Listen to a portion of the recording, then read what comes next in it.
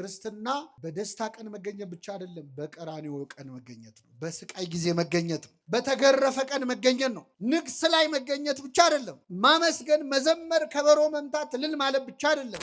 ለሆዱ ሲሆን እግዚአብሔርን የማይፈልግ ማን አለ? ተመለስ ያለው ፀሐይ አይቶ ይመለሳል። መመለስ ያቃተው ደግሞ 30 ስብከት ሰምቶ ያወዳድራል። የዛሬው ጥሩ ነው። አብረን እንጠጣለን፣ አብረን እንሰክራለን፣ ና እንጠጣ፣ ና እናመንዝር፣ ና እንጨፍር፣ ና እንስከር የሚል ጓደኛ አለ። ና ንስሐ እንግባ የሚል ግን ጓደኛ ማለት ለኃጢአት የሚጠራህ አይደለም፣ ለንስሐ የሚጠራህ።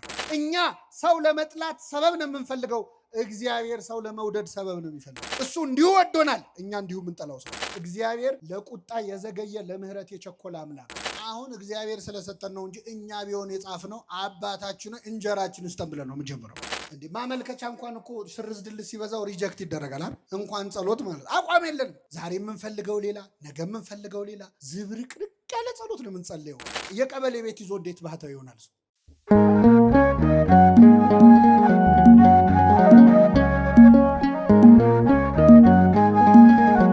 በስመ አብ ወወልድ ወመንፈስ ቅዱስ አሐዱ አምላክ። በስመ አብ ወወልድ ወመንፈስ ቅዱስ አሐዱ አምላክ።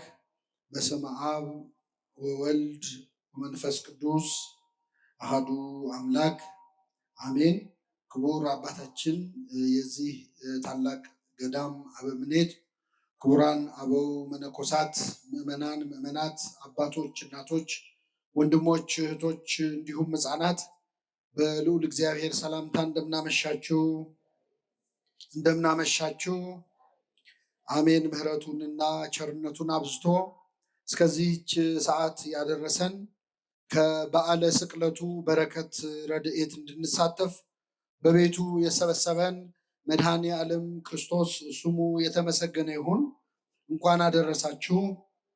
በሚኖረን አጭር የትምህርት ጊዜ በሉቃስ ወንጌል ምዕራፍ 23 ከቁጥር 42 ላይ ተጽፎ በሚገኝ ኃይለ ቃል የእግዚአብሔርን ቃል እንማራለን። የዛሬው ቃል እግዚአብሔር ነው።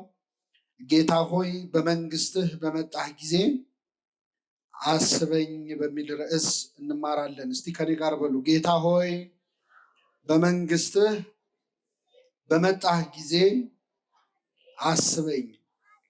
በዚህ ቃል ተነስተን እንማራለን። ለአባቶቻችን ለነቢያት፣ ለአባቶቻችን ለሐዋርያት፣ ለሐዋርያውያን አበው፣ ለሊቃውንት በጉባኤያቸው ተገኝቶ ምስጢሩና ጥበቡን ገልጦ ያስተማረ አምላካችን እኛንም በቸርነቱ እንዲያስተምረን የእርሱ ቅዱስ ፈቃድ ይሁንልን።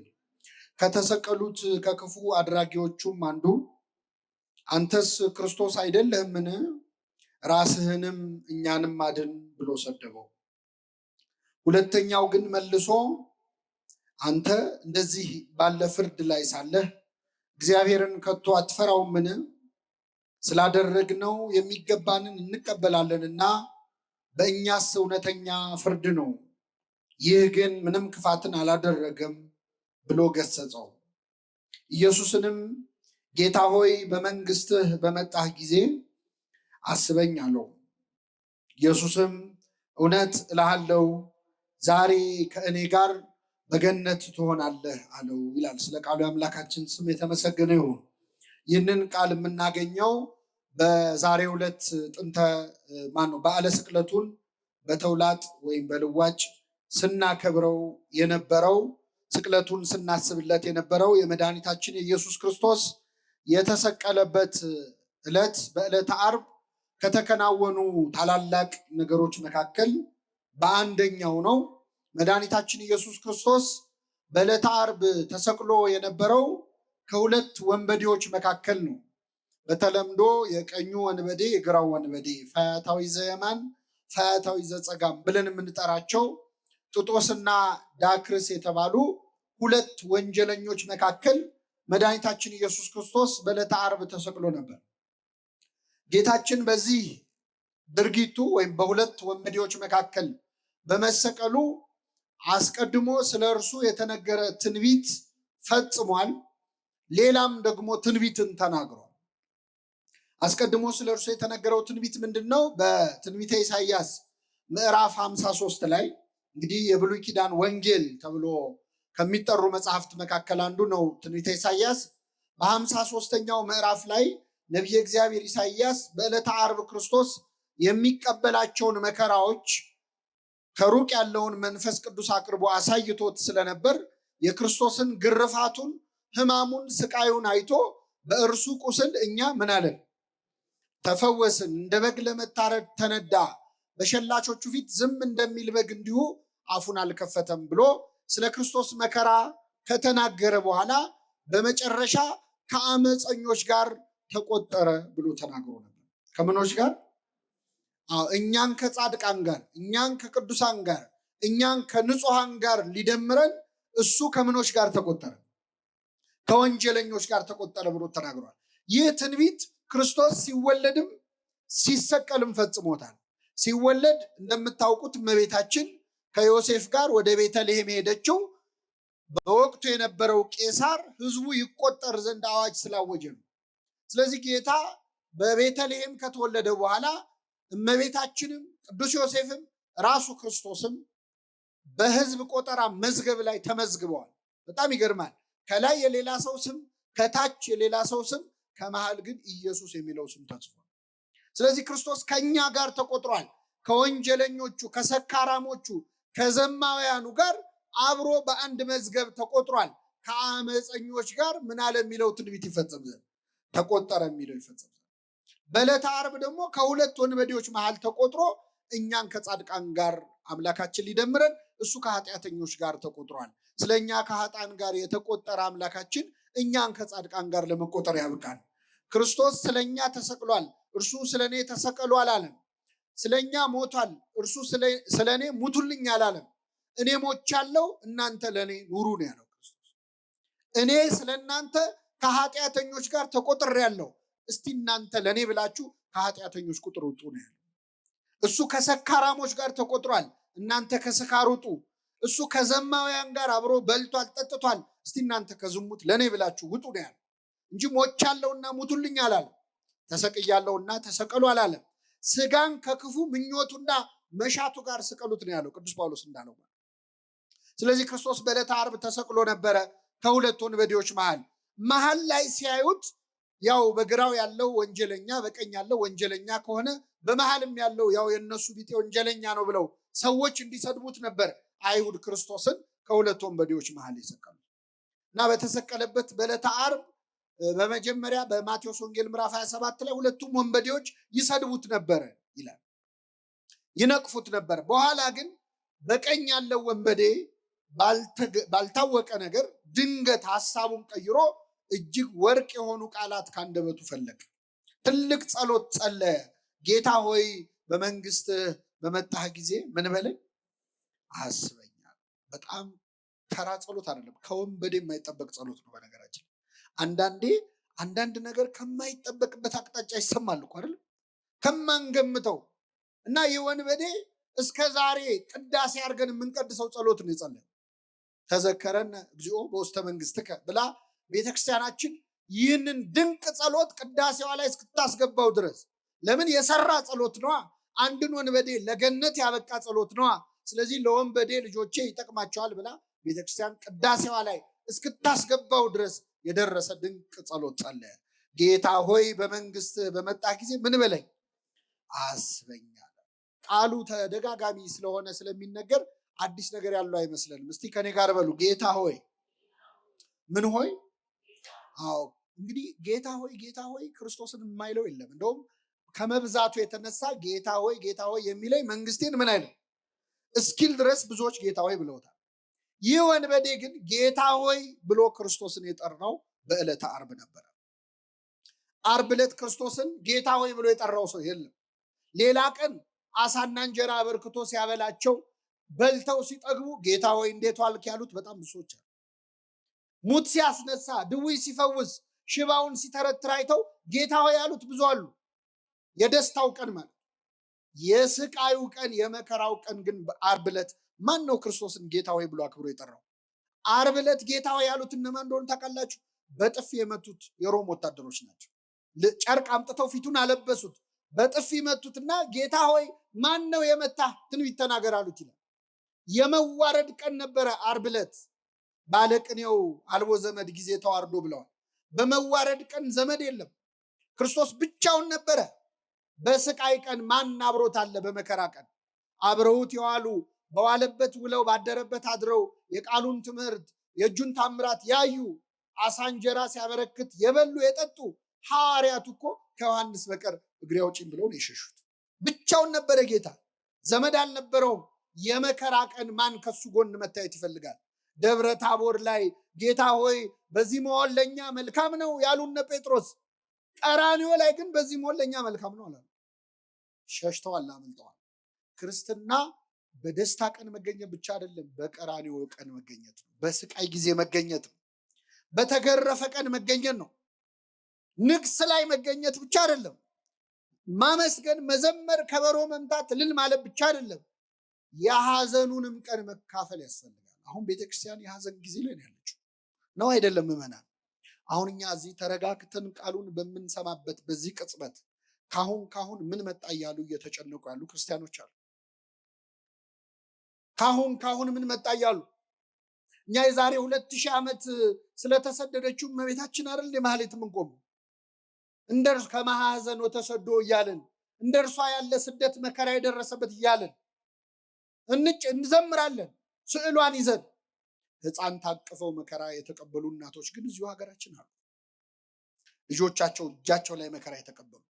የዚህ ቀን ነው እውነተኛ ክርስቲያን የሚታየው።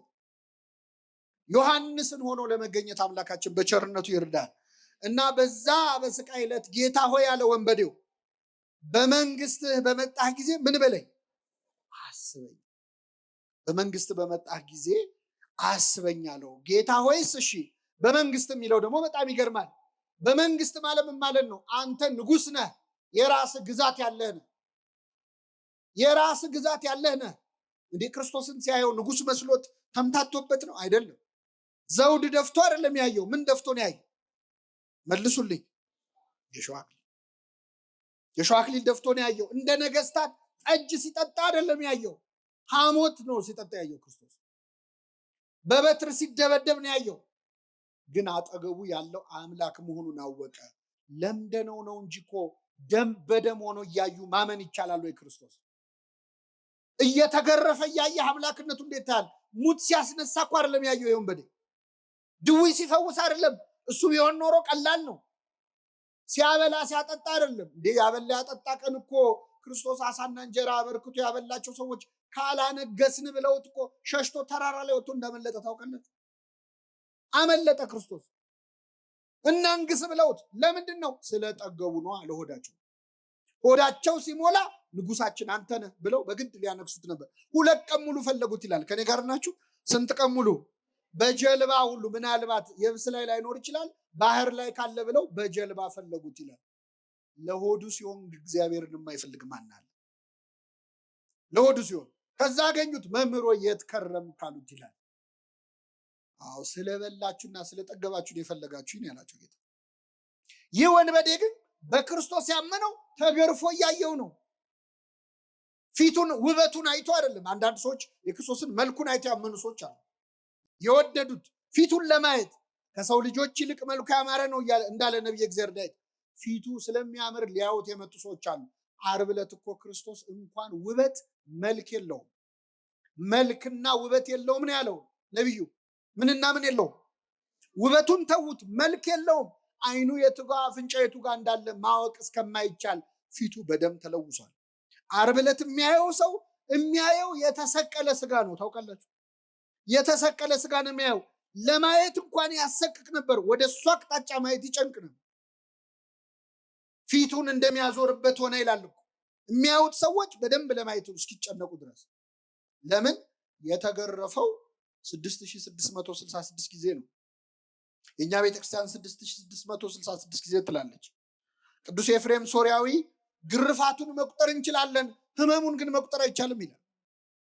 ምን ያህል እንዳመመው መቁጠር አይቻልም። ይህን ያህል ተገረፈ እንጂ ይህን ያህል አመመው ማለት አይቻልም። የተገረፈው እኛ ለቡሄ በምናጮኸው ጅራፍ ይመስላችኋል? አይደለም። ሮማውያን ጆሲፈስ ፍላቪየስ የሚባለው የሮማውያን ታሪክ ጸሐፊ ሮማውያን የሚገርፉት በብረት ቁርጥራጭ ነው ይላል። በተቆራረጠ ብረት በሚስማርና በሾሎ አጥንቶች። ስለዚህ አንድ ሰው ሲገረፍ ስጋው ላይ ያ ሚስማር ይሰካል፣ ያ አጥንት ይሰካል እና ሲያነሱት ስጋውን እየነጨ ነው የሚደርሱ እና አንዳንዴ ደግሞ በጣም ብዙ ስጋ ይነጭና አራግፈው ነው ቀጥሎ የሚገርፉት። የለበሰው ልብስ እኮ በደም ቀይ ነበረ። ቀሚስ ለምን ቀላ? ነቢዩ ኢሳያስ ቀድሞ አይቶት ከሩቅ እኮ ነው። ቀሚስ ለምን ቀላ? ወይን እንደሚጨምቁ ሰዎች ለምን መሰለ ቀሚስ ይላል። ዓርብ ዕለት እኮ እነሱ ቀይ ልብስ ለማልበስ ደከሙ እንጂ ቀድሞ እኮ ልብሱ ቀይ ሆነ በገዛ ደሙ ማለት። እንደዛ እየተሰቃየ አይቶ ግን አመነበት። የቀኝ ወንበዴ አምላክ መሆኑን አወቀ። ንጉሥ ነህ አለ። በመንግስት አለ። በመንግስት ብቻ አይደለም፣ በመጣህ ጊዜ አስበኝ። ምን ባልክ ጊዜ? ምን ማለት ነው? አሁን እንደማይ ሞታ አትቀርም፣ ከሞት ትነሳለህ። ተነስታ አትቀርም፣ ወደ ሰማይ አርጋ አትቀርም፣ ዳግም ልትፈርድ በመጣህ ጊዜ። አይገርማችሁ? አጠገቡ ያለው ሞቶ እንደማይቀር፣ ከሞት ተነስቶ እንደሚያርግ፣ አርጎ እንደማይቀር፣ እንደሚመጣ፣ ሊፈርድ እንደሚመለስ አውቋል ወንበዴው። በምን አወቀ? ኢትዮጵያዊ ሊቅ ቅዱስ ያሬድ ዛሬ አባቶቻችን ሲያዜሙት የነበረው ፈያታዊ ዘየማን መኑ መሐረከ ታይምር ዘንተ፣ የቀኝ ወንበዴ ይህንን እንድታውቅ ማን ነው ያስተማረ? የት ነው የተማርከው? አጠገቤ ያለው ንጉሥ መሆኑን በምን አወቅ? ምጽአቱን ማን ነገረ ብሎ ቅዱስ ያሬድ ይጠይቀዋል። ከዛ ራሱ ቅዱስ ያሬድ በመንፈስ ቅዱስ ተቃኝቶ ራሱ ይመልሳል። ነቢያትን አልተከተልኩም፣ ነቢያት አላስተማሩኝም፣ ሐዋርያትም አልሰበኩኝም፣ ፀሐይ ጠቅሳ ጠራችኝ፣ እሷን ባየው ጊዜ አመንኩኝ ይላል። ይህንን ወንበዴ የመለሰችው ማን ነበረች? ፀሐይ። ፀሐይ ጨለመ፣ ጨረቃ ደም መሰለ፣ ከዋክብት ረገፉ። ያኔ የፀሐይ አምላክ አጠገቡ እንዳለ አወቅ። ፀሐይን አይቶ የወንበዴ ተመለሰ። በፀሐይ ስብከት ንስሐ ገባ። እኛ ስንት ስብከት ሰምተናል? መመን እስቲ ንገሩኝ፣ ስንት ስብከት ሰምተናል? አዎ ተመለስ ያለው ፀሐይ አይቶ ይመለሳል። ተመለስ ያለው መመለስ ያቃተው ደግሞ 30 ስብከት ሰምቶ ያወዳድራል። የዛሬው ጥሩ ነው ይላል። ጴጥሮስ ዶሮ ሲጮ ሰምቶ ነው ንስሐ የገባው። ምን ሲጮ? እኛ ስንት ዶሮ ሲጮ ሰማን? እኛ ብንሆን አርደን እንበላው ነበር አይደል? እና ወንበዴው ተመለሰ። ይህን ወንበዴ የመለሰው ፀሐይ ብቻ ነበረች ይላል ቅዱስ ያሬድ። አረ የለም ይላል ቅዱስ ዮሐንስ አፈወርቅ ደግሞ አይመስለኝም፣ ፀሐይ ብቻ አትመስለኝም። ክርስቶስ እዛው መስቀል ላይ የተናገረው ንግግር ሳይሆን አይቀርም የዚህን ወንበዴ ልቡን የሰበረው። ምን ብሎ ተናገረ? የሚያደርጉትን አያውቁምና ምን በላቸው? ይቅር በላቸው። ገና ሚስማሩ ከእጁ ሳይወጣ እኮ ገና ችንካሩ ልቡ ድረስ እያመመው የሚያደርጉትን አያውቁምና ይቅር በላቸው ሲል ሲሰማ ይህ ወንበዴ በክርስቶስ ርኅራኄ ውስጥ፣ በክርስቶስ ፍቅር ውስጥ የሱ ጭካኔ ጎልቶ ታየ። ስለዚህ ምን አለ? ጌታ ሆይ በመንግስት ምን በለኝ አስበኛል። የኢትዮጵያዊ ሊቅ አባ ጊዮርጊስ ዘጋስጫ ደግሞ የለም ይህንን ወንበዴ ፀሐይም የጌታ ንግግርም አይመስለኝም፣ ከጌታ አጠገብ አይደል የተሰቀለው፣ ምናልባት የክርስቶስ ጥላው የመስቀሉ ጥላ እሱ ላይ አርፎበት ሳይሆን አይቀርም የዚህ ወንበዴ ልብ የተመለሰው ይላል። ጌታችን በእውነት በሁላችን ላይ ጥላውን ያሳርፍብን። አዎ የጴጥሮስ ጥላ ይፈውስ የለ የክርስቶስ ጥላ ምናልባት ልቡን ሳይመልሱ አይቀርም። ለምንድን ነው የሁሉ የሚያደንቁት ሊቃውንቱ? እንደው ምን እንዴት ሊያቅ ቻለ የሚሉት የጸለዩ ጸሎት ተራ ጸሎት ስላልሆነ ነው። ጌታ ሆይ በመንግስት በመጣ ጊዜ ምን በለኝ አስበኝ። ድንቅ ጸሎት ከወንበዴ የተገኘ የማይመስል ለእኛ ለወንበዴዎቹ የሚጠቅም ትልቅ ጸሎት ነው የጸለየው። አስበኝ፣ በመንግስት በመጣ ጊዜ አስበኝ። ስራዬን እንዳታስብብኝ፣ እኔን ግን አስበኝ። ኃጢአቴን እንዳታስታውሰው፣ እኔን ግን አስታውሰኝ። መንገደኛ እንኳን አብሮ ሲሄድ አብሮት የሄደውን ሰው ያስታውስ የለ ወይ? በመስቀል መንገድ ላይ አብሬ የሄድኩት እኔን አደራ አስበኝ። ስራዬን እንዳታስበው፣ ስራዬ የሚጠቅም አይደለም፣ ገደል የሚከት ነው፣ የሚያስኮንን ነው፣ ለመንግስት የሚያበቃ አይደለም። እኔን ግን አስበኝ። ካጠገብህ አልነበርኩ? ለመነ ይሄ ወንበዴ በጣም ድንቅ ጸሎት። ክርስቶስ ከማንም ይምጣ በትትና የሚጸለይ ጸሎት ይሰማል አይሰማም? ይሰማል። አንተ ደግሞ አሁን በመንግስት አስበኝ ስትል አታፍርም? ምን ስትሰራ ከርመህ አላለም? ትሁት ልብ ያለው ሰው ሲለምነው ይሰማል እግዚአብሔር። በትህትና ሆነ። አሁን የወንበዴ ዛሬ ገነት ልግባ ቢል ኖሮ ምኑ ትዕቢተኛ ነው ያስብላል። እሱ ምንድን ነው ያለው? በትንሣኤ ዘጉባኤ ሁሉን ስታስነሳ እኔንም መቼስ አትተወኝም፣ እኔንም አብረህ ስታስነሳኝ ያኔ አስታውሰኝ ነው ያለው። ዛሬ ከኔ ጋር ቤት ትሆናለህ አለው። እየሰማችሁ ነው? ዛሬ ከኔ ጋር ቤት ትሆናለህ፣ በገነት ትሆናለህ። ይህን ወንበዴ የተቀበለ አምላክ ይቀበለን። የሚገርማችሁ ወንበዴው ገድሉ ብዙ ነው። በጣም አስገራሚ ሰው ነው። ጌታ ሆይ ብሎ ጌትነቱን፣ በመንግስት ብሎ መንግስቱን፣ በመጣ ጊዜ ብሎ ምጽአቱን፣ አስበኝ ብሎ ምህረቱን ጠየቀ። ይህ ብቻ ግን አይደለም። በግራ ያለው ጓደኛው አብሮት ሲሰርቅ ሲበድል የነበረ ሰው ክርስቶስን ተሳደበ። በቀረው ሰዓት ሰደበው። እስቲ እግዚአብሔር ያሳያችሁ። ክርስቶስ ምን ያህል እንደተገረፈ ነግሬያቸዋል። የቆሰለ ሰው ይሰደባል? እንደዛ ስቃይ ላይ ያለ ይሰደባል? ተሳለቀበት። ራስህን አድን። እኔ በቤተ ክርስቲያን መከራ የሚሳለቁ ሰዎች ነው የሚመስለኝ። ይዘው የግራ ወንበዴዎች አሉ። አብያተ ክርስቲያናት ሲቃጠሉ፣ ምዕመናን ሲገደሉ ይበላቸው የሚሉ ሰዎች ማለት ይበላቸው። ራስህን አድን። አንተ ክርስቶስ አይደለ? ሙት የምታስነሳ ድውይ የምትፈውስ እስቲ እንይ የሚሉ ማለት ክርስቶስን ዓርብ ዕለት ያልሰደበው አለ መሰላችሁ? እኔ ከሁሉ የሚገርሙኝ መንገድ ኃላፊዎች ሰድበውታል። በዛ ጋር ሲያልፉ ሰድበውት ያልፏል። አያውቁትም እኮ ግን የሁሉ ሰው የሰደበው መቼስ የሆነ ችግር ቢኖርበት ነው ብለው ስድብ አዋጥቶ ሄዱ ሰዎች። ስድብ ከማዋጣት ይጠብቃችሁ። አሁን በዚህ በሚዲያ ዘመን አናጣራም እኮ የሆነ ሰው 10 ሰው ከሰደበው 30 ሰው ይጨምርለታል። የሚያውቀውም የማያውቀውም የሆነ ስድብ ያዋጣል። እና ክርስቶስን ያልነቀፈው ያልሰደበው የለም። ጆሮው ስድብን ተቀብሏል። መቸንከር መቁሰል ብቻ እንዳይመስላችሁ፣ ህሊናው እኮ ቆስሏል። እመቤታችን ስታለቅስ ማየት ራሱ የጌታ ቁስል ነው። ታውቃላችሁ። ወዳጁ አልዓዛር በሞተ ጊዜ የአልዓዛር እህቶች ሲያለቅሱ አይቶ ክርስቶስ አለቀሰ ይላል። እነማ ሲያለቅሱ አይቶ? የአልዓዛር እህቶች ለቅሶ ካስለቀሰው እናቱ ስታለቅስ ሲያይ ምን ይሰማው ይሆን? ጌታችን እኮ ከሚስማር በላይ የወጉ ሀዘኖች አሉት ዓርብ ዕለት ታውቃላችሁ። የእመቤታችን እንባ ራሱ ለቅሶ ነው። ስድቡ፣ ጥላቸው፣ ክህደቱ ሐዋርያቱ ጥለውት መሄዳቸው እና የወንበዴ በግራ ያለው ሰደበው። የቀኝ ወንበዴ ግን ምን አለ? አንተ እንደዚህ አይነት ፍርድ ላይ ያለ እግዚአብሔርን አትፈራ? እኛስ ስላደረግነው የሚገባንን እንቀበላለን። ይህ ግን ምንም ክፋትን አላደረገም። ጓደኛውን መከረው። አንተ በእግዚአብሔር እጅ ተይዘ ልትሞት ደቂቃ ቀርቶ እግዚአብሔርን አትፈራውም ወይ አለ። የጥበብ መጀመሪያ ምን ይስበከው ከዚህ በላይ? የጥበብን መጀመሪያ ነገረው። እግዚአብሔርን ፍራ እንጂ አትፈራም ወይ ብሎ መከረው። አብረው ነው ኃጢአት የሰሩት። ይሄ ንስሐ ገብቶ በመንግስት አስበኝ ብሎ ገነት ገባ። ያ ግን በቀረችው ዕድሜ እስከዛሬ ኃጢአት የነበረው የምግባር ችግር ነው፣ የክህደት ጨምሮበት የሃይማኖት ችግር አድርጎት ተኮነነ። አሁን ጓደኛሞች አላችሁ እዚህ መሃል፣ ወይ ጓደኛ ያለን ሁላችንም የሆነ ጓደኛ ይኖረናል። አብረን ኃጢአት እንሰራለን፣ አብረን ግን ንስሐ እንገባ። አብረን እንጠጣለን፣ አብረን እንሰክራለን። ና እንጠጣ፣ ና እናመንዝር፣ ና እንጨፍር፣ ና እንስከር የሚል ጓደኛ አለ። ና ንስሐ እንግባ የሚል ግን የለም። አብሮ መበደል እንጂ አብሮ ይቅር በለን ማለት እኮ አንችልም። ጓደኛ ማለት ለኃጢአት የሚጠራህ አይደለም፣ ለንስሐ የሚጠራህ። ይህ ወንበዴ ከጎኑ ያለውን አብሮት የተሰቀለውን ጓደኛውን እግዚአብሔርን ፍራ እንጂ ብሎ መከረው። 1 2 እኛ ስላደረግነው የሚገባንን እንቀበላለናል። ለተረገመው የመስቀል ሞት የሚያበቃ ኃጢአትን ምን ብለናል? ሰርተናል። ተአምኖ ኃጣው ማለት ኃጢአቱን አመነ። 3ኛ ማንም ያልመሰከረው ምስክርነት ሰጠ። ከኔ ጋር በሉ፣ ይህ ግን አይሰማም። ምንም ክፋትን አላደረገም። ማንን ነው? ክርስቶስ። ዓርብ ዕለት ክርስቶስን ምንም ክፋት አላደረገም ብሎ የመሰከረለት ሰው አለ? አይናቸውን ያበራው ሰዎች አይኔን አበራው እንጂ ምን አጠፋ ብለዋል አላሉ። 12 ዓመት ደም ይፈሳት የነበረ ሴት ደሜን ቀጥ አረገው እንጂ ምን አረገ አላለች። አንድ ሰው እኮ ሊመሰክር አልመጣም።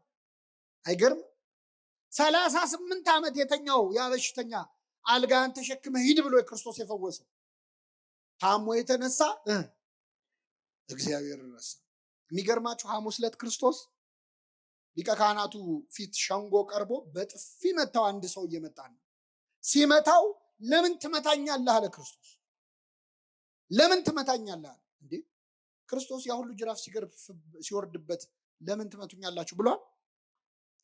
ይሄ ሰውዬ በጥፊ ሲመታው ግን ለምን ትመታኛለህ አለ። ለምን መሰላችሁ? መጥቶ የመታው ሰው 38 ዓመት ከተኛበት አልጋ ያዳነው ሰው ነበር።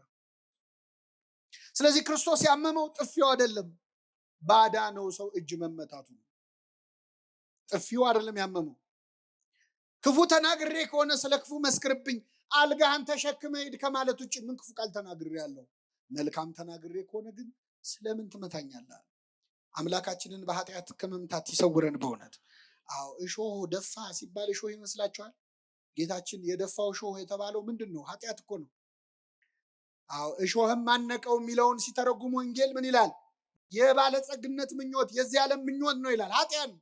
ስለዚህ ክርስቶስ እሾህ ሆኖ የወጋው በአዳም ምክንያት ምድር ካንተ የተነሳ ምንን ታበቅላለች?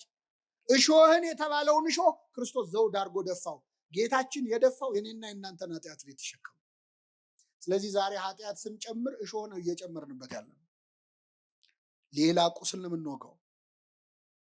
እና የወንበዴ ግን ክፋትን አላደረገም ማለና ዞረና ወደ ጌታው ጸለየ። ጌታ ሆይ በመንግስት በመጣ ጊዜ ምን በለኝ አስበኝ። ምን አይነት ሰው ነው? አድነኝ እንኳን አላለም። ከመስቀሉ አውርደኝ፣ ችንካሬን ንቀለው አላለም። ችንካሬን አትንቀለው፣ ኃጢአቴን ግን ንቀለው። ኃጢአቴን ንቀልልኝ፣ ቁስሌን አትፈውሰው፣ ስርየት ግን ስጠኝ። ወደ ምድር አትመልሰኝ፣ ምድር ላይ ዕድሜን አትጨምረው፣ የሰማዩን አቅናልኝ፣ አስተካክልልኝ። አስቀድማችሁ ጽድቁንና መንግስቱን ፈልጉ፣ ሌላ ሁሉ ምን ይልላችኋል? ይጨመርላችሁ። ገብቶታል ይሄ ወንበዴ ምን አይነት ሰው ነው? አስገራሚ ጸሎት ጸለየ። ይህን ጊዜ ጌታ ምን አለው? እውነት እልሃለሁ ዛሬ ከኔ ጋር በገነት ትሆናለህ አለው። ጥያቄውና መልሱ አይገናኝም። ወንበዴ የጠየቀው ምንድን ነው? በመንግስት በመጣ ጊዜ ምን በለኝ። ክርስቶስ የመለሰው በመንግስት በመጣው ጊዜ አስብሃለሁ አይደለም። መቼ ነው ያለው? አይሰማም። ዛሬ ከኔ ጋር በገነት ትሆናለህ። በጣም ይገርማል ቸርነቱ። አንድን ወንበዴ ገነት አስገባው። አንድን ወንበዴ። ስንት እኮ ቅዱሳን ሲኦል ውስጥ ቁጭ ብለው ካሁን መጥቶ ከሲኦል ያወጣናል ብለው እየጠበቁት እኮ ነው 5000 ዓመት ሙሉ። አንዱን ወንበዴ አያስቀድሙ አስገባው። ጻድቃን ቁጭ ብለው ወንበዴውን አስቀደሙ። አቤት! አሁን ይሄ ታሪክ የተጻፈው ታምረ ማርያም ላይ ቢሆን ኖሮ ሰዎች ተረት ነው ይሉን ነበር። እንደው እናንተ አታፍሩም? እንደው በቃ እናንተ ተረት አያልቅም ብላችሁ ወንበዴ ገነት ገባ ትላላችሁ አታፍሩም ይሉን ነበር። ይህን ታሪክ ከገድል ከድርሳን ሰውሮ ወንጌል ላይ ያጻፈ አምላክ ስሙ የተመሰገነ ይሁን። ወንጌል ላይ ባይጻፍ ምን እንደሚሉን እናውቃለን። እንዴት እስቲ አታፍሩም? አሁን አንድ ወንበዴ ገነት ገባ ስትሉ እኛ ልናፍር እንችላለን። እግዚአብሔር ግን አላፈረበትም፣ አስገባው። ከፈለገ በገንዘቡ የፈለገውን ማድረግ ይችላል አይችልም? በላይ ሰብ አሁን በጥርኝ ውሃ በትንሽ ውሃ ገነት ገባ ሲባል ደማቸው የሚፈላ ሰዎች እንዴት በትንሽ ውሃ ይላሉ? ውሃው በበርሜል መሆን ነበረበት።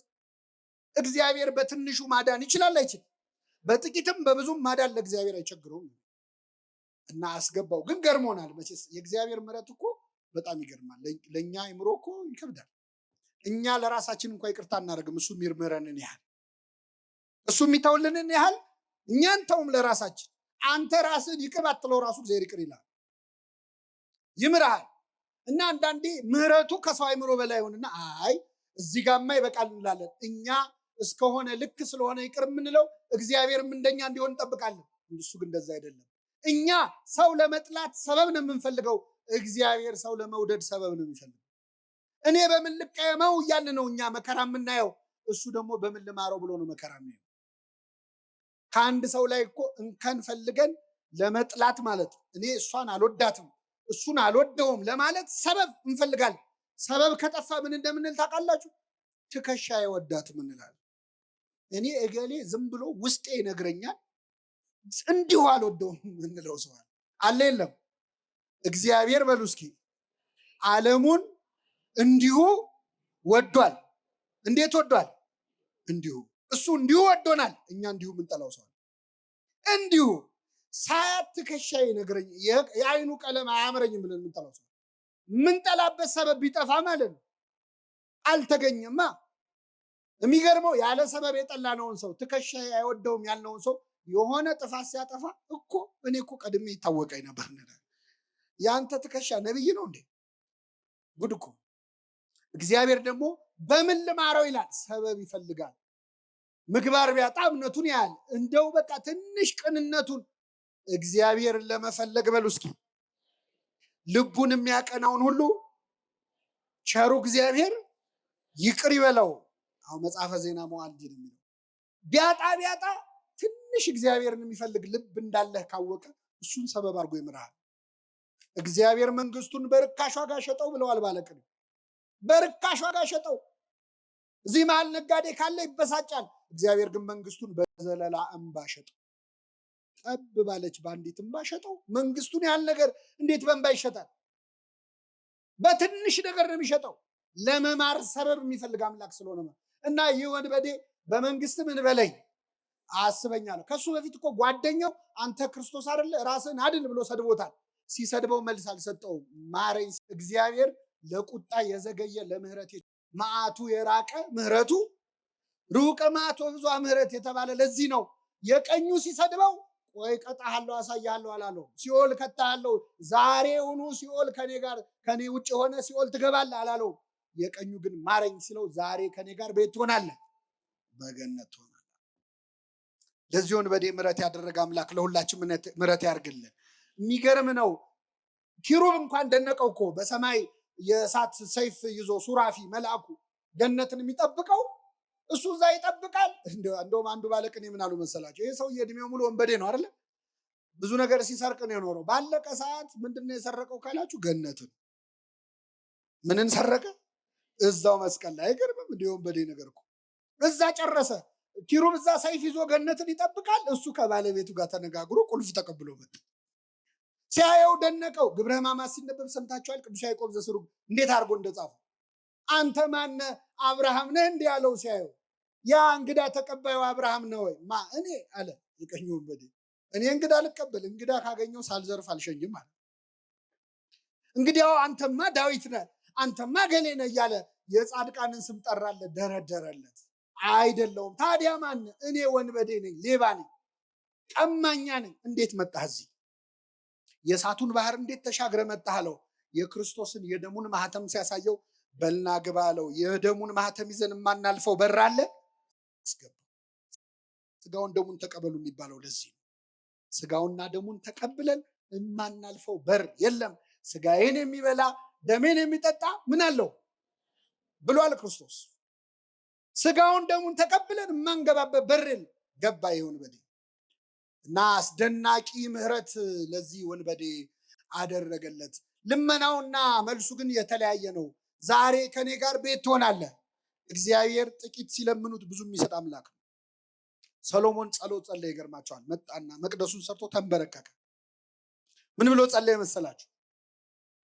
እንደው ጌታ ወይ ሌላ አይደለም ጥበብንና ማስተዋልን ስጠኛል ሲለው ምን አለ እግዚአብሔር? ሀብት አልለመንከኝም፣ ዝና አልለመንከኝም፣ ወይም ደግሞ ጠላቶቼን ድል የምነሳበት ኃይል ስጠኝ አላልክም። አንተ የለመንከው ጥበብና ማስተዋልን ስለሆነ ሀብቱንም ዝናውንም ድል መንሳቱንም ጨምሬ ሰጥቻለሁ። እግዚአብሔር ትንሽ ሲለምኑት ልመናው ደስ ካለው ያለመንከውን ይጨምርልሃል። ሌላ ልጨምርላችሁ። ሁለት ሰዎች ሊጸልዩ ወደ ቤተ መቅደስ መጡ። አንዱ ቀራጭ ነው፣ ኃጢአተኛ። ሁለተኛ ፈሪሳዊ ነው። ሁለቱም መጸለይ ጀመሩ። ፈሪሳዊው እንደው በጣም አስቂኝ ጸሎት ነው ያደረገው። ምንድነው? ጽድቁን ነው የሚያወራው። ጌታ ሆይ በሳምንት ሁለቴ ጾማለሁ፣ በሳምንት ሁለቴ ምን እላለሁ? አሁን ጸሎት ነው ሪፖርት ነው።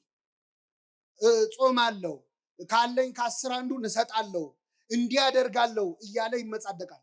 ቀራጩ እዛ ጋ ቆሟል እና እየጸለየ ዞር ብሎ ሳይው ቀራጭም አለ። በሳምንት ሁለቴ ጾማለሁ፣ 10 አወጣለሁ፣ እንደዚህ ሰውዬ ስላላደረከኝ ምን እልሃለሁ? አይገርም? ምጽድቂያው ማለት ነው። እንደዚህ ሰውዬ ስላላደረከኝ አመሰግናለሁ አለው። ያ ሰውዬ ግን ቀና ብሎ ማየት ፈርቶ ቀራጩ ማለት ነው። ልክ ምናሴ በጸሎቱ እንዳለው ቀና ብዬ የሰማይ ርዝመት አይ ዘንድ አገባቢ አይደለም እንዳለው ቀና ማለት ፈርቶ ወደ መሬት አጎንብሶ ጌታ ሆይ እኔን ኃጢአተኛውን ማረኝ። እስኪ በሉ እኔን ኃጢአተኛውን ማረኝ። ልክ ይህንን ሲል ይህ ቀራጭ ይላል ጻድቅ ሆኖ ወደ ቤቱ ተመለሰ ይላል። ከዚህች ቤተክርስቲያን ጻድቅ ሆኖ ለመመለስ ያውቃል። አይገርምም? ኃጢአተኛ ሆኖ ገብቶ ምን ሆኖ ተመለሰ? አሁን እኔ እሱን አለም የፈለግኩት ጌታ ሆይ ጻድቅ አድርገኝ ብሎ ጸልዮ እኔ ጸልየው ምንድን ነው ያለው? እኔን ኃጢአተኛውን ምን በለኝ ማረኝ። እሱ ምህረት ነው የለመነው። አረ ምህረት ብቻ አይበቃህም አንተ ጻድቅ አድርጌያለሁ። እግዚአብሔር ትንሽ ሲለምኑት ብዙ የሚሰጥ አምላክ። እግዚአብሔር ጸሎታችንን አስተካክሎ ይስማን። አሁን እኮ በእውነት እግዚአብሔር አቅንቶት ካልሆነ የኛ ጸሎት ነው። እየሰማችሁ ነው? ሲጀመር የኛ ጸሎት አንደኛ አባታችን ሆይ መቼ ጀመረን ከመቼው እንዳለቀ ገርሟቸው ያውቃል አያውቅም? ብን ያለ ጸሎት ነው። ወይ ትኩረት የለው ወይ ተመስጦ የለው። ለምነው ምድራዊ ነገር። ይሄ ወንበዴ ከኛ እንዴት ተሻለ? ጌታ ሆይ በምንህ አስበኝ ነው ያለው። በምንህ? እኛ ለምነው መንግስቱን ነው ወይ? እስቲ ዛሬ ጸልየነው የምንሄደው ጸሎት፣ ስንገባ ጸልየን የገባነው ጸሎት መንግስቱን ነው? እንደው አደራህን የመንግስትህን ነገር ብለናል። ምድራዊ ነገር እኮ ነው ልመናችን። እኔ አባታችን የሚለው ጸሎት ራሱ እኛ ብንሆን የጻፍነው ብዬ አስባለሁ አንዳንዴ። አባታችን ሆይ በሰማያት ስምህ ምን ይበል፣ ከዛስ ፈቃድ በሰማይ እንደሆነች፣ ከዛስ የዕለት። አሁን እግዚአብሔር ስለሰጠን ነው እንጂ እኛ ቢሆን የጻፍነው አባታችን እንጀራችን ስጠን ብለን ነው የምጀምረው። መጀመሪያ ሆዴን ነው፣ ስጋዊ ነው ልመናችን። ይህ ወንበዴ ግን አስቀድማችሁ ጽድቁን መንግስቱን እሹ ነው ያለው። እስቲ መቼ ነው ስዕለት ሲሳል ለንስሐ አብቃኝ ብዬ ተስዬ ነበር የሚል ስለት ሰምታችሁ? ለቁርባን አብቃኝ የሚል ስለት፣ የቤተክርስቲያንን መከራ አቁምልኝ የሚል ስለት፣ እስቲ በቃችሁ በለን የሚል ስለት። እዚህ ያለ ሰው ንስሐ ቢገባ ጸጥ እንደሚል ታውቃላችሁ ማዕበሉ። እዚህ ያለው ሰው ብቻ ንስሐ ቢገባ ማረኝ ቢል ዝም ብሎ የውሸት አረ ግን ንስሐ መግባትም አንፈልግም። ለምን? እምንሰራው የቀረ ብዙ ኃጢአት አለ። ብዙዎቻችን በነገራችን ላይ ንስሐ እንዳንገባ የሚያደርገን ያለፈው ኃጢአታችን አይደለም፣ ለወደፊት ልንሰራ ያሰብናቸው ኃጢአቶች ናቸው። እቅዶቻችን ናቸው ያስፈሩን። ገና የቀረ ፕላን አለን። ስለዚህ አይቀስ ብዬ በኋላ ገባለው እንድንል ያደረገን ገና ከኃጢአት ፍቅር ስላልተላቀቅ ነው። አምላካችን ያላቀን። በመንግስት በመጣ ጊዜ ምን በለኝ አለ? አስበኝ። ዛሬ ከኔ ጋር በየት ትሆናለህ አለው? በገነት ትሆናለህ አለው። ይህ ወንበዴ 10 ደቂቃ ባልሞላች ጊዜ ውስጥ ነው ክርስቶስን አናግሮ ንስሐ ገብቶ ገነት የገባው። እኛ ጊዜ የለኝም ወደ እግዚአብሔር ለመመለስ እንላለን። ሰበብ ምን ቢዚ ብትሆን፣ በስራ በትምህርት በማህበራዊ ህይወት ብትወጠሩ ከዚህ ወንበዴ በላይ አልተቸነከራችሁ። ሰበብ የለንም። ይህ ወንበዴ በደቂቃ ምህረት እንዳገኘ ተመለሱ እንጂ እግዚአብሔር ወደ ሁላችን ይመለሳል። የእኛ ንስሐ የማያስተካክለው ነገር የለም። ጸሎታችንን አርትቶ ስለሚሰማ ማለት ነው። አንድ አባት ያደረጉትን ልንገራችሁና አበቃለሁ። ጸሎት ብዙ ጊዜ እኛ የምንጸልየው ጸሎት የማይሰማበት አንዱ ምክንያት እግዚአብሔር ስለሚወደን ነው። እስኪ በሉ እግዚአብሔር ምን ስለሚለን። ለምን መሰላችሁ? አሁን እዚህ መሀል ወላጆች አላችሁ። ልጃችሁ እንደው ቤት ውስጥ አይጥ አስቸግሯችሁ ለአይጥ ብላችሁ የገዛችሁት መርዝ ቢኖር ይህንን መርዝ በዳቦ አድርጌ ካልበላው ብሎ ልጁ ቢያለቅስ ወይ ልጄ ለምን ጓጉቶ ይቀራል ብላችሁ ትሰጡታላችሁ? ቢያለቅስስ? አለቀሰ እኮ ትሰጡታላችሁ? እንገርፈዋለን እንጂ አንሰጠው። ለምን? ልጃችን ስለሆነ። እግዚአብሔር አባት ነው። ስንት ክፉ ነገር ለምን ነው ይገርማቸዋል። ስንት ነገር የማይጠቅመን ክፉ ነገር ለምን ነው። ሲጀመር አቋምም የለንም እኛ እኮ ስንጸልይ ታውቃላችሁ። ዛሬ አሁን እዚህ በአብዛኛው የማየው ወጣቶች ነው። የወጣቶች ጸሎት ብዙ ጊዜ ከጋብቻ ጋር የተያዘ ነው አይደለም? አዎ። አንድ ወጣት ይመጣና አንዲትን ሴት ይወዳል። እንደው ጌታ ሆይ መድኃኒዓለም እችን ልጅ እጄ ካስገባ የዛሬ ዓመት ድባብ ነው የምሰጠው ይላል። ተስሎ ሄዶ ሳምንት ሳይሞላ ይመጣና ጌታ ሆይ እችኛዋን ተዋትና እንዲህ ማመልከቻ እንኳን እኮ ሽርዝ ድልስ ሲበዛው ሪጀክት ይደረጋል አይደል? እንኳን ጸሎት ማለት አቋም የለንም። ዛሬ የምንፈልገው ሌላ፣ ነገ የምንፈልገው ሌላ፣ ዝብርቅርቅ ያለ ጸሎት ነው የምንጸልየው። ግን ይሰማናል እግዚአብሔር። አይገርም? ጸሎቴን ያልከለከለ በሉ እስኪ እግዚአብሔር ይመስገን። ምን መሰላችሁ? ልትጸልዩ ስትመጡ ዝም በል ይላል እግዚአብሔር። ስንት ነገር ስታወራ ከቤት እዚህ እስክትደርስ እያማሽ መጥተህ ተሳድበ ክፉ ተናግረ መጥተህ አማትበህ ልትጸልይ ስትል በል ዝም በል በዚህ አፍማ እንዳጠራኝ ይላል። ጸሎቴን ያልከለከለ እግዚአብሔር ይመስገን ይሰማናል። የመላእክቱን ምስጋና በሰማበት የእኛን ይስማ። አይገርምም?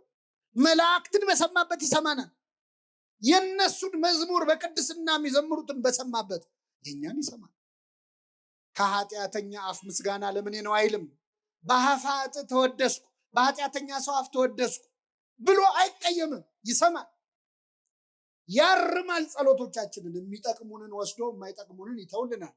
የለመናውን ሁሉ ስላልሰማን ስሙ የተመሰገነ ይሁን። የለመናውን ሁሉ ቢሰጠን ገደል እንገባ ነው። እምንለምነውን እንደማናውቅ ያውቃል። ይህ ወንበዴ ግን ብዙ እርማት የማያስፈልገው ጸሎት ጸለየ። በመንግስት በመጣ ጊዜ ምን በለኝ አለ። አይ የለም ጊዜዋን ብቻ አስተካከላት እግዚአብሔር። ጊዜዋን በመንግስት እስክመጣስ አላስጠብቅም። መቼ ከኔ ጋር ትሆናለህ? አዎ በዚህ በጣና ገዳማት አንድ ዋሻ ላይ ይጸልዩ የነበሩ አንድ ባህታዊ አሉ። ከኔ ጋር ናችሁ? እግዚአብሔር ከሁላችን ጋር ይሁን። እና እኚህ ባህታዊ እንግዲህ ባህታዊ ማለት ለምሳሌ እዚህ ከኔ ጀርባ አበው መነኮሳት ታያላችሁ። መነኮሳት አሉ። መነኮሳት በገዳም የሚኖሩ እንዲህ ባለ ገዳምም በሩቅ ባሉትም ገዳማት የሚኖሩ መነኮሳት ናቸው። ባህታውያን ደግሞ ገዳምም አይገቡ፣ በስርዓተ ቤተክርስቲያን ገዳም የሚገቡ አይደሉም። በበረሃ ነው የሚኖሩት፣ አይታወቁ እና እውነተኛ ባህታዊና ሐሰተኛ ባህታዊ መለየ ከፈለጋችሁ እኔ ቆንጆ መለያ ነግሬያችሁ ሂዱ። ዛሬ ምን መሰላችሁ? መነኩሴ አይደለሁም፣ መነኩሴ ግን አይቻቃለሁ አለ። መነኩሴ አይደለሁም፣ ምን አይቻቃለሁ? መነኩሴ አይደለሁም። እና እውነተኛ ባህታውያን ዓለም ላይ ያሉ ስማቸው ማን እንደነበረ ጭምር ይረሳሉ። ዓለማዊ ስማቸው ይጠፋቸዋል። ዓለም ላይ እንዴት ነው ፀሐይ ይወጣል፣ አሁን ንጉስ ይነግሳል፣ እንደ ድሮ እንዴት ነው ብለው ነው የሚጠይቁት። ምንም ከዓለም በፍጹም የተለየ ዓለሙን መስለው ባህታዊ የሚሉ ሰዎች አትመኑ ማለት ነው። በሌላ ቋንቋ ገብቷችኋል? አሁን የኛ ህዝብ ማንም ተነስቶ ፀጉሩን ካሳደገ ይቀበላል። እኔም አሁን ትንሽ ብጨምር እርግጠኛ ነኝ ትከተሉኛላችሁ። የቀበሌ ቤት ይዞ እንዴት ባህታዊ ይሆናል ሰው? መሀል ከተማ ውስጥ። አሁን ደግሞ የመጣብን በዚህ በሚዲያ ዘመን የዩቲዩብ ቻናል ያለው ባህታዊ ያለ ሰብስክራይብ አድርጉ የሚል ማለት ነው። ጉድ ነው። እስቲ ውስጥ ሆኖ ሲጸልይ አንድ አባት ይመጣሉ። እኛ አባት በጀልባ ተሳፍረው እስቲ እዚች ደሴት ላይ ትንሽ አረፍ ልበል ብለው አረፍ ሊሉ ሲገቡ ድምፅ ሰሙ። ተከትለው ሲያዩ ሰውነቱ በፀጉር የተሸፈነ ሰው ይጸልያል እያልጎመጎመ። ቀረብ ሲሉ በጣም ያስፈራ ሰው ገረማቸው። ጸሎቱን ግን ሲሰሙት ደነገጡ። የሚጸልየው ምን ብሎ ነው? ጌታ ሆይ አትማረኝ፣ ምን አትበለኝ። ብሕትውናው ይገርማል፣ ምናኔው ይገርማል፣ ጸሎቱ ግን ያስደነግጣል። ከዛ ቀረብ ባሉትና እጅ ጸፍተው ቀሰቀሱት። መጣ፣ ተሳለመ መስቀል። ማነ? እንዴት ነዚህ? ምን ትሰራለህ? እንደዚህ ነው። ስንት ዓመት ወዲህ? ይህን ያህል። ጥሩ ነው ያለ የያዝከው ነገር ግን የምትጸልየው ጸሎት በጣም ይከብዳል። ምን ነው አለ። አትማረኝ የሚል ጸሎት ከየት ነው ያመጣኸው? አይ አንድ መነኩሴ መተውን ያስተማሩኛል። አይ ሰይጣን ነው የተጫወተባሉት። ሰይጣን መነኩሴ ነኝ ብሎ መጥቶ የውሸት ነገር አስተምሯል። እና ምን ብዬ ልጸልይ አለ። አባታችን ይበላል። አላውቅም አለ። ቅድስና እንጂ እውቀት የለውም። አላውቅም አለ። እውቀት ያስታበያል፣ ፍቅር ግን ያንጻል ይላል ቅዱስ ጳውሎስ። አይ ገረማቸው። ቁጭ አድርገው እኔ እናንተ የምናውቀውን አቡነ ዘበሰማያት ቁጭ አድርገው አስተማሩት። አባታችን በሰማያት የምትኖር ስምህ ይቀደስ፣ መንግስት ትምጣ። በደንብ አስጠኑት። ከዛ ሲችለው በል በቃ እኔ ልሄድ ነው ብለው ተሰናብተውት በጀልባ ተሳፍረው ሄዱ። ቆሞ ሸኛቸው፣ እጁን እያወዛወዘ በጣም ደስ ብሎት በፍቅር አሁን አዲስ ጸሎት ተምሯል። ሊጸልይ ወደ ዋሻው ተመልሶ ጀመረ ጸሎቱን። አባታችን በሰማያት የምትኖር ስምህ ይቀደስ ብሎ ጠፋበት። ቆይ ልመልሰው። በሰማያት የምትኖር ስምህ ይቀደስ ጠፋበት ቢለው ቢሰራው እምቢ አለ። አይ እኚህ ሰውዬ ሳይርቁኝ በፊት ልድረስባቸውና ይንገሩኝ ብሎ ሮጦ ሄዶ ጀልባውን አስቆመና ስምህ ይቀደስ ብሎ ቀጥሎ ምንድን ነው አላቸው። ሮጦ ሄዶ ነው ያልኳቸው። በምን ላይ ነው የሮጦ? አይሰማም። ሲያዩት ውሃ ላይ እየሄደ ነው። እሳቸው ምን ላይ ነው ያሉት? እና ስምህ ይቀደስ ብሎ ምንድን ነው ሲላቸው፣ በሌኔ ወንድም እንደ ድሮ አትማረኝ ብለህ ቀጥል አሉ። እግዚአብሔር ጸሎቱን ሰምቶታል? አልሰማውም? ለምንድን ነው የሰማው መሰላችሁ? እግዚአብሔር የሰማው ያለውን ሳይሆን ለማለት የፈለገው ነው። እግዚአብሔር ለማለት የፈለግነውን ይስማል። አሁን ልባችን ውስጥ ያለውን ድረስ ጠልቆ ነው የሚሰማው። ከጥልቁ ጠራው እንዳለ ነብይ እግዚአብሔር ነው ማለት እና ይህ ወንበዴ ጌታ ሆይ በመንግስትህ አስበኝ ባለው ጊዜ ፈጥኖ የመለሰ መድኃኔ ዓለም ክርስቶስ የሁላችንን ጸሎት ፈጥኖ ይስማን። ሀገራችንን ቤተክርስቲያናችንን ሰላም ያድርግልን። የሰማነውን በልቡናችን ጽላት ይጻፍልን።